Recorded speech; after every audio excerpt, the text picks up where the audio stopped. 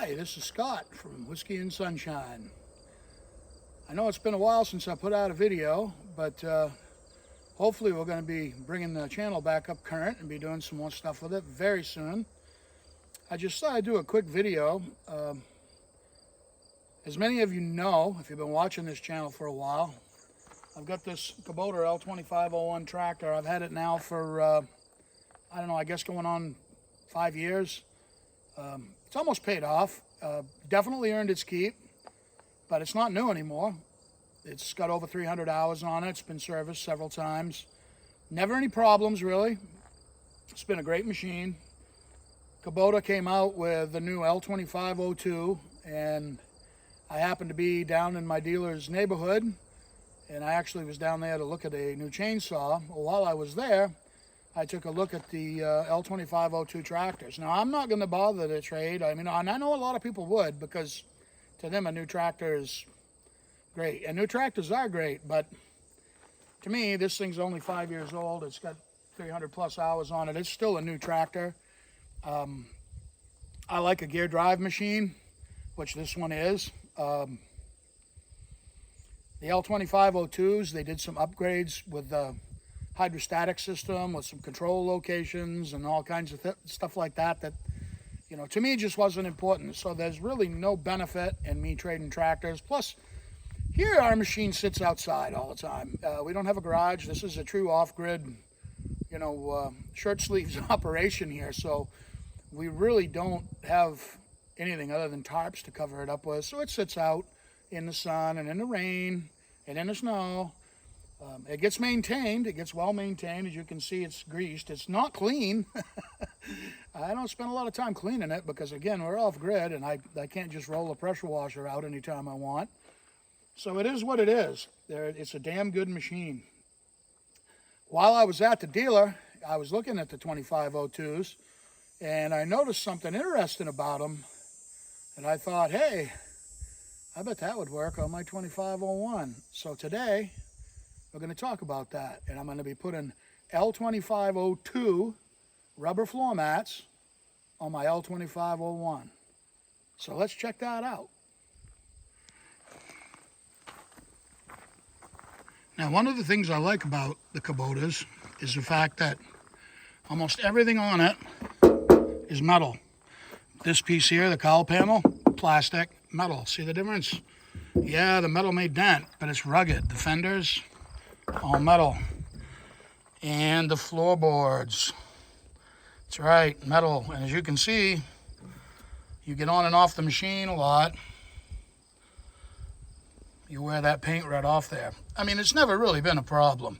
I had an old tractor before that was the same way. You don't really have to worry about it rusting out because, to be honest, you're on and off the machine so much, it just gets worn down to bare metal and it stays that way. So, we have this pair of L2502 floor mats that are supposed to fit right on this tractor. So before I put those on, I'm going to throw a little bit of paint on these bare spots.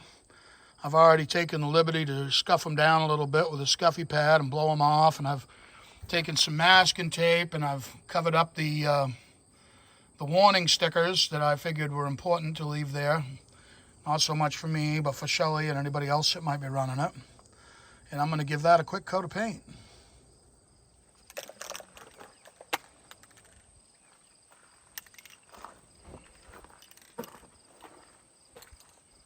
Okay, so what I've got here is I've got some just regular Rust-Oleum Kubota orange paint. I don't know which color it's going to match, or even if it does. Again, the key here is I just want to get some paint on that before I put the mats down so that at least there'll be some paint on there to keep the moisture from eating the rust, because I won't be dragging my feet in over the running boards anymore here, over the steps, to wear that rust off. So got to get rid of it and cover it up. I'm going to go against one of my cardinal rules. I'm not going to mask any of this up really because it's just a tractor. So let me see if I can get this on video. Very simple process.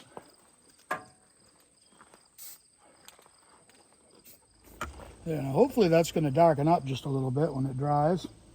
then when it does, I'm going to take some thinner on a rag and I'm going to wipe off a little bit of this extra overspray that I've got on there. And we should be good. Okay, these are the mats, the way they came from Kubota. I think we had to buy them individually. One was actually more expensive than the other. I'm going to have to get back to you on the prices, and I'll see if I can get you the part numbers. The only thing it looks like I'm going to have to do, I have to cut this oval out right here, because that, I believe, is where my throttle, my throttle lever comes up through. Because you don't have that on the hydrostatic. That model doesn't have the foot throttle there, but it does have pedals over here that I won't be using, but that's okay. That's okay. This is for the power takeoff, actually, so no, that isn't a problem. And I think it's going to fit just fine. Sorry for my crazy camera work. We'll let that paint dry, and then we'll get those on there. As you can see, I went ahead and popped that center cover off because it's actually, these mats go in underneath it. I didn't think they did, but they do, so that's going to help hold them down. You can see the threaded holes where that cover goes on. It's just 4 bolts, and it comes right off. It's really easy. Then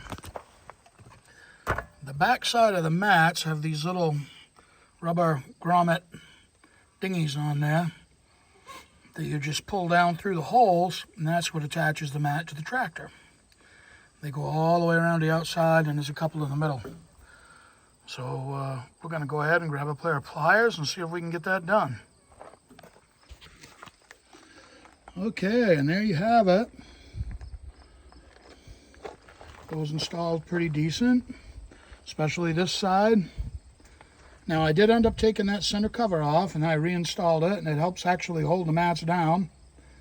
So you can go ahead and do that. Your tractor may be a little different. You may not need to.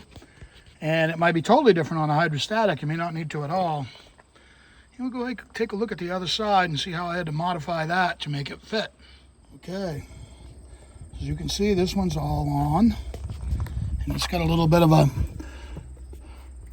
hole here, I guess that was for something on the 2502. I'm guessing this was for the hydrostatic pedal. And I had to cut out this one little piece of rubber that was on here,